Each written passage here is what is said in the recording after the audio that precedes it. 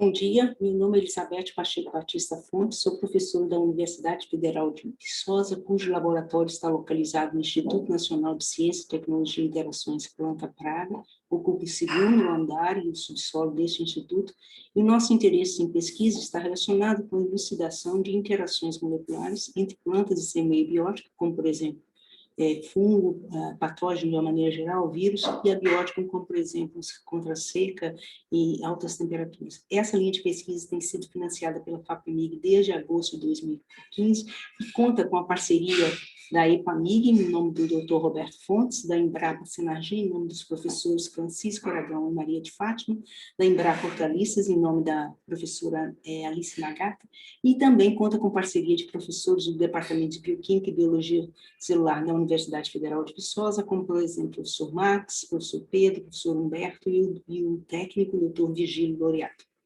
Na verdade, os focos principais dessa linha de pesquisa se referem à elucidação das respostas moleculares das células vegetais que permitem, que protegem as plantas contra diferentes tipos de estresse. No nosso caso específico, nosso interesse no estresse biótico, principalmente vírus e geminivírus e sua interação com tomateiros e arabidopsis, e o estresse abiótico seca e sua interação com soja, tabaco e arabidopsis. Na verdade, arabidopsis e tabaco são as nossas plantas modelos, as nossas commodities agrícolas, é o tomateiro e a soja. Seca, nos últimos tempos, a gente pode dizer que seca constitui um dos desafios mais sérios para a agricultura na atualidade, principalmente se nós considerarmos que está ocorrendo uma diminuição no reservatório de água no mundo e um aumento de temperatura bastante previsto pelas mudanças climáticas. Além disso, tem sido previsto um aumento de população acentuado, de tal forma que em 2050 é prevista a existência de pelo menos 9 bilhões de pessoas no globo, né, na Terra. Então, se nós tivermos de alimentar 9 bilhões de pessoas, torna-se imperativo que realmente sejam desenvolvidos cultivares agrícolas resistentes à seca. E a nossa abordagem para esse problema se resume inicialmente em identificar respostas moleculares da planta contra as secas, e em seguida tentar modificar essas respostas moleculares em benefício da planta propriamente dita. Para isso, nós observamos inicialmente uma descoberta bastante importante, que durante o processo natural de senescência das folhas, de envelhecimento das folhas, ocorre a expressão de um gene, a ED15, que aumenta a expressão de NRPs, desses segundos genes, que aumenta a expressão de outros dois genes, que codificam transfatores, ativadores de transcrição, NAC30 e NAC81, formam um complexo para ativar a expressão da proteína VPE, que é a executora de morte celular, programada e causa senescência. Com isso, ocorre perda de clorofila, a folhinha fica amarelada, ocorre uma indução muito grande de genes associados com senescência, que são chamados de SAGs, a peroxidação de lipídios, degradação de proteínas, aumento na atividade de caspases, fragmentação do DNA, o DNA é fragmentado, causando a resposta fisiológica, que é a morte celular programada, que resulta na senescência, essa resposta fisiológica de senescência.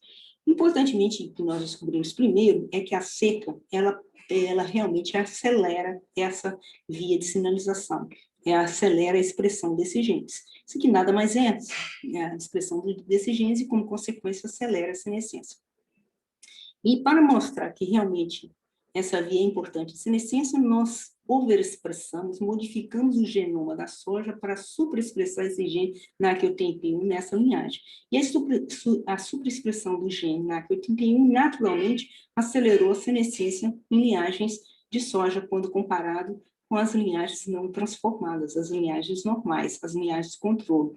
E verificamos que esse aumento de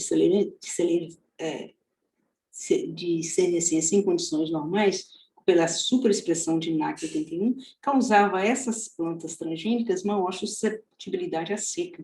As plantas que superexpressam NAC81 têm uma suscetibilidade à seca muito superior às plantas normais. Isso se deve porque ocorre uma senescência acelerada nas plantas que superexpressam NAC81. Mais importante do que isso, nós descobrimos também um gene que é chamado BIP, que é capaz de inibir essa expressão desses genes, dessa via de genes que provoca a senescência.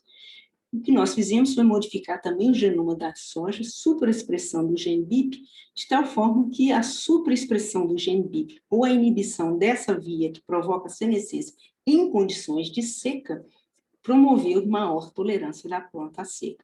Então, o que nós fizemos foi transformar um componente científico muito forte, que é a elucidação de vias de sinalização celular no interior das células, que responde à seca, em um processo biotecnológico que resulta em maior tolerância à seca em soja. Igualmente importante é o nosso trabalho com relação ao estresse abiótico, nos quais nós tentamos identificar as interações de vírus com tomateiros. O vírus, particularmente o vírus que nós estudamos, é o begomovírus, que também é denominado de geminivírus. O primeiro begomovírus a ser identificado, a ser clonado no mundo, ele foi identificado no estado de São Paulo, em 1975, e denominado de Tomato Gold Mosaic Virus. Esse vírus nunca foi um problema para a agricultura brasileira. Entretanto, nos últimos 10 anos, houve uma proliferação muito grande de novas espécies de geminivírus que infectam tomateiros, muito mais patogênicas, e atualmente o cenário é bastante preocupante. Nós temos mais do que 15 diferentes espécies de tomateiros, de geminivírus infectando tomateiros espalhados aqui na costa, na costa leste do Brasil. E o pior de tudo é que, quando nós identificamos tomateiros tomateiros infectados por geminivírus, ao identificar os geminivírus que estão infectando uma única planta, nós observamos que, na verdade, existem várias espécies de geminivírus infectando a mesma planta, o que a gente chama de infecções múltiplas. Então, o maior desafio para a agricultura nesse aspecto é conseguir uma estratégia de resistência contra begomovírus que seja efetiva contra todas as espécies de begomovírus que são encontradas no solo brasileiro, no Brasil. E para abordar esse problema, nós também usamos a mesma abordagem científica. Primeiro, nós tentamos identificar as vias de sinalização antivirais que protegem as plantas contra begomovírus. Em seguida, nós tentamos, fazendo isso em plantas modelo.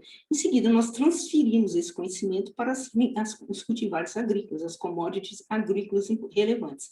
Então, o que nós descobrimos imediatamente foi que existe um receptor na membrana de plantas, que é denominado de NIC1, que, em resposta, quando o geminivírus infecta a planta, em resposta ao DNA viral, ele é ativado, fosforilado, e essa ativação resulta numa resposta, uma ativação aqui de sinais, que resulta numa resposta que confere tolerância ou resistência a geminivírus. O problema é que o próprio geminivírus é capaz de sintetizar uma proteína, que é chamada de NSP, que é capaz de suprir e inibir essa via de sinalização antiviral, inibir a ativação desse receptor NIC1. Então, com isso, para superar esse problema, o que nós fizemos foi modificar esse NIC1 in vitro, substituindo esse resíduo de treonina que recebe o fosfato para ativar NIC1, nós substituímos por um resíduo de aspartato, de um aminoácido que tem uma carga negativa permanente. Com isso, nós criamos um mutante constitutivamente ativado, o tempo todo ativado, que não é inibido pela proteína do vírus NSP. Esse mutante, esse NIC1 mutante, foi usado para transformar tomateiros, e esses tomateiros foram desafiados com o begomovírus denominado de Tomato Yellow Spot Virus, que causa sintomas severos em tomateiros normais, como encarquilhamento de folhas e spots e manchas amarelas ao longo das folhas, mas não causou sintomas nas linhagens transformadas com NIC1 mutante. Da mesma forma, quando nós desafiamos as linhagens transgênicas com o segundo tipo de begomovírus, o Tomato Severe Rugose Virus, que causa rugosidades severas em folhas de tomateiros normais, não causou sintomas nas linhagens transformadas, nas linhagens transgênicas. E a quantidade de DNA viral que acumulou nessas linhagens foi muito menor, como comparado aqui, que as linhagens selvagens. Com isso, o que nós fizemos foi simplesmente, em conclusão, foi simplesmente usar o nosso avanço científico com relação às respostas moleculares nas células vegetais em um processo biotecnológico de resistência a begomovírus em tomateiros e um processo biotecnológico de resistência de tolerância à seca em soja. Muito obrigada pela atenção.